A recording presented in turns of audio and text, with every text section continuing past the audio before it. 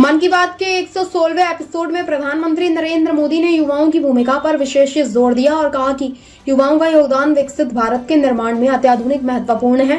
प्रधानमंत्री ने कहा, जब युवा मस्तिष्क एकजुट होकर देश के भविष्य के बारे में गंभीरता से विचार करते हैं और मंथन करते हैं तो ऐसे में ठोस रास्ते और समाधान सामने आते हैं।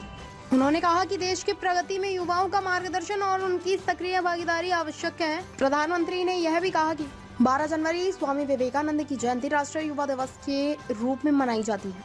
प्रधानमंत्री मोदी ने बताया कि अगले वर्ष स्वामी विवेकानंद की 162वीं जयंती है और इसे बहुत विशेष तरीके से मनाया जाएगा। उन्होंने कहा कि इस अवसर पर 11 और 12 जनवरी को दिल्ली के भारत मंडपम में विकसित भारत युवा नेताओं संवाद नामक एक भव्य सभा आयोजित की जाएगी। इस कार्यक्रम में युवा नेता और विचारक एक मंच पर आएंगे जहां वे एक दूसरे के विचारों का आदान प्रदान करेंगे।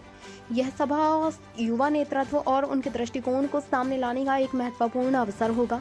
प्रधानमंत्री ने इस दौरान यह भी स्पष्ट किया कि युवा राष्ट्र निर्माण में अपनी अहम भूमिका निभाते हैं। उनका मानना है कि जब युवा सही दिशा में सोचते हैं और सामूहिक रूप से प्रयास करते हैं तो देश की प्रगति में कोई भी रुकावट नहीं आ सकती। स्वामी विवेकानंद के आदर्शों और उनके दृष्टिकोण से प्रेरित होकर यह आयोजन युवाओं को एक मंच प्रदान करेगा जिससे वे अपने विचार, सुझाव और दृष्टिकोण साझा कर सकेंगे।